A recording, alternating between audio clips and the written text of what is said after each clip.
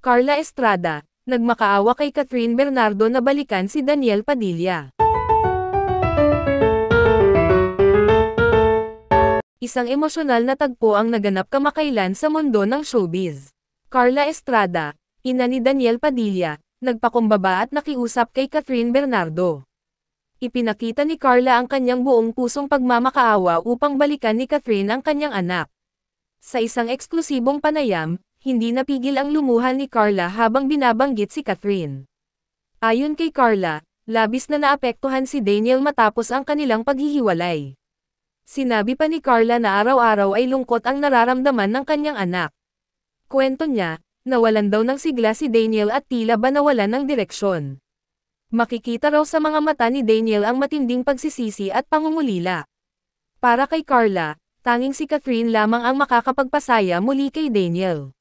Nagdesisyon siyang lumapit mismo kay Catherine upang kausapin ito ng personal. Anila, naganap ang pag-uusap sa isang pribadong lugar malayo sa mata ng publiko. Nagmakaawa si Carla at humingi ng pangunawa mula kay Catherine. Sinabi niyang hindi niya matiis na makita ang anak niyang nasasaktan. Ikinwento rin ni Carla kung paano bumagsak ang kalusugan ni Daniel dahil sa depresyon. Araw-araw daw itong hindi kumakain ng maayos at laging nagkukulong sa kwarto. Minsan pa raw, umiiyak si Daniel ng palihim sa gabi. Ang dating masayahin at palabirong Daniel, ngayon ay tila ba ibang tao na. Nagpakita si Carla ng mga larawan ni Daniel na bakas ang matinding kalungkutan. Ayon kay Carla, isang malaking bahagi ng buhay ni Daniel ang nawala nung iniwan siya ni Catherine. Sa kabila ng lahat, naniniwala si Carla na mahal pa rin ni Catherine ang kanyang anak. Nanawagan din siya sa publiko na huwag husgahan si Daniel. Sinabi niya na lahat tayo ay nagkakamali at deserve ni Daniel ang second chance. Habang isinasalaysay ang lahat ng ito, hindi na itago ni Carla ang pag-iyak.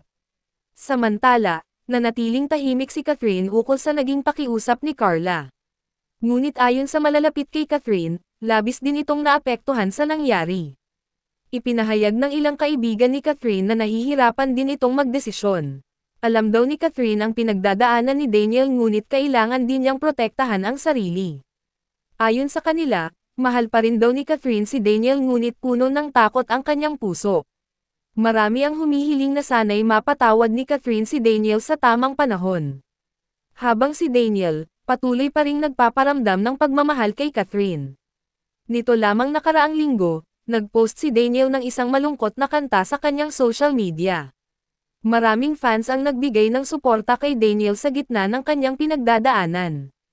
Ang #StayStrongDaniel ay nag-trending sa Twitter bilang suporta sa aktor. Samantala, marami rin ang humanga sa tapang ni Carla sa pag-amin ng tunay na kalagayan ni Daniel. Para kay Carla, ang kaligayahan ng kanyang anak ang kanyang pangunahing iniisip. Handa raw siyang humarap sa kahit anong pagsubok para sa ikabubuti ni Daniel. Hinimok din niya ang mga fans ng Katniel na ipagdasal ang dalawa. Hanggang ngayon, hindi pa rin nawawala ang pag-asa ni Carla na magkakabalikan ang Catherine at Daniel.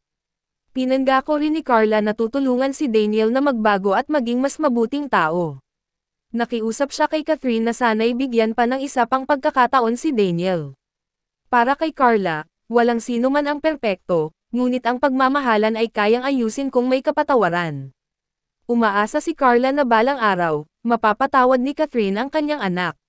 Samantala, sa kabila ng lahat, nananatili ang respeto ni Carla kay Catherine bilang isang mabuting tao.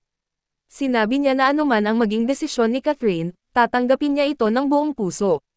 Gayunpaman, hindi raw siya titigil sa pagdarasal para sa pagbabalik ng Katniel. Para kay Carla, ang pagmamahalan ni Daniel at Catherine ay hindi basta-bastang mawawala. Hindi matatawaran ang 10 taon ng pagmamahalan na pinagsamahan ng